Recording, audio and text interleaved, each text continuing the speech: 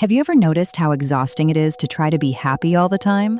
We live in a culture that treats negative emotions like glitches in the system, where we try to fix our anxiety, feel guilty about our envy, and look for distractions to wipe away our sadness. We think that a perfect emotional life means an unbroken chain of positive vibes. But trying to shut out your painful emotions is actually the exact thing that is blocking your joy. Welcome back to Simply Happy Now. Today we are diving into a beautiful, life-changing concept from positive psychology called active acceptance, and exploring why giving yourself the permission to be human is the single most important prerequisite for a truly vibrant, fulfilling life. Think of your emotional life like a water pipeline, where the positive feelings and the painful ones flow through the exact same system. When you tighten the valve to block the flow of anger, fear, or sadness, you inadvertently restrict the flow of joy, love, and generosity too, because you cannot selectively numb your heart. There is a wonderful story shared by positive psychology professor Dr. Tal Ben-Shahar about a piece of advice his pediatrician gave him when his first child was born.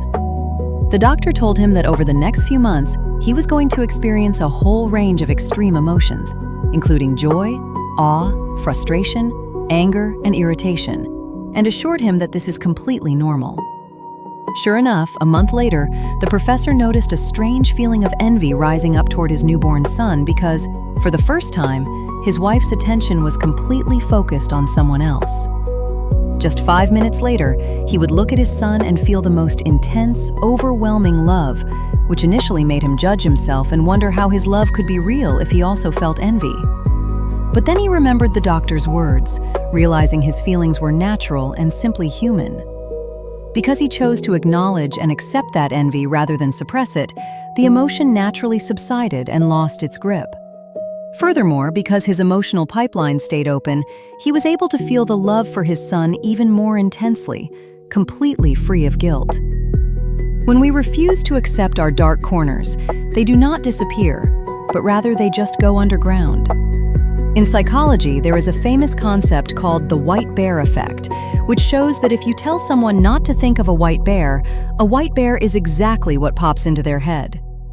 When we try to forcefully suppress feelings like jealousy or fear, they become chronically accessible, getting stuck in our subconscious until we inadvertently start projecting them onto everyone around us.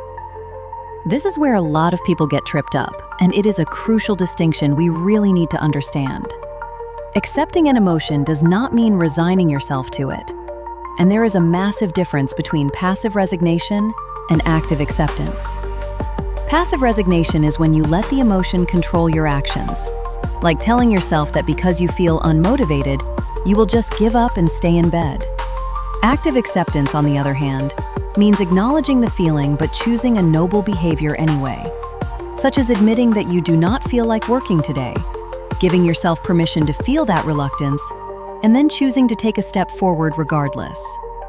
As the famous psychologist Carl Rogers beautifully put it, the curious paradox is that when I accept myself just as I am, then I can change. Emotions are like the law of gravity, which simply exists without being morally good or bad. If you feel anxious before speaking or jealous of a friend's success, that feeling is just a natural phenomenon and does not make you a bad person. Morality belongs to your behavior, not your feelings. Think of Nelson Mandela, who openly admitted that when he thought about the apartheid regime, he felt intense bitterness, anger, and a desire for revenge. He did not pretend to have warm feelings toward the people who imprisoned him for 27 years, but instead he accepted the reality of his emotions while letting his brain dominate his behavior. He chose to act with benevolence and engage in peace talks because he knew that was what his country needed to survive. You can be afraid and still act courageously, or feel jealous and still behave generously, which is the true essence of active acceptance. But what happens when life hits us with something truly overwhelming, like a deep heartbreak, a lost career path, or the devastating loss of someone we love? To understand how we heal and grow, we can look at a powerful psychological model called disequilibration, which uses the metaphor of building blocks. every new emotional experience we have is like a brick we place on our existing foundation. And over time, as we live and experience more, our inner structure gets taller and heavier. Eventually, a major life disruption happens, causing the structure to lose its balance, sway, and finally collapse. The old construction of who we thought we were breaks apart, but the beauty of human resilience is that the wreckage of that collapse becomes the foundation for a new structure. That new foundation is naturally wider, more solid, and capable of supporting a much taller tower. This is the mechanics behind what psychologists call post-traumatic growth. The philosopher and poet Khalil Gibran captured this perfectly when he wrote that the deeper sorrow carves into your being, the more joy you can contain.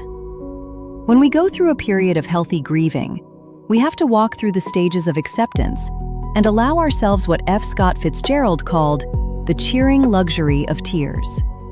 We cannot rush it, and in fact, in some languages, the word for patience comes from the exact same linguistic root as the word for suffering. Sometimes, having patience simply means having the courage to endure the weather inside of us, knowing that a wider emotional pipeline is being built. To practice this in our daily lives, we have to move beyond theory, because understanding the concept of acceptance is like reading a book about how to play tennis. It does not mean much until you get on the court. There is a simple, profound, two-part exercise you can start today to help open up your emotional valve. The first part is mindfulness meditation, which is not about clearing your mind or reaching enlightenment, but simply about sitting comfortably, closing your eyes, and focusing entirely on the gentle rise and fall of your belly as you breathe. When your mind wanders, as it inevitably will, you calmly and kindly bring it back, practicing the art of just being without judging the moment. The second part is called experiencing the experience. When a painful or uncomfortable emotion arises during your day, whether it is a wave of anxiety, regret, or insecurity, change your relationship with it instead of running away from it. Sit with it for just 2 minutes. Breathe deeply into your belly and notice where that emotion lives in your physical body, whether it feels like a knot in your throat, a tightness in your chest, or a fluttering in your stomach. Do not try to change it, intellectually fix it, or figure out why it is there. Just give it permission to exist. Let the tears flow if they come, and by focusing on the physical sensation with an open heart, you allow the emotion to have its say, move through the pipeline, and naturally dissolve. My friends, remember that soldiers cry, strong people get scared, and loving friends feel jealous. Because it is all part of the beautiful, messy, complex landscape of being alive. Stop fighting the gravity of your human nature.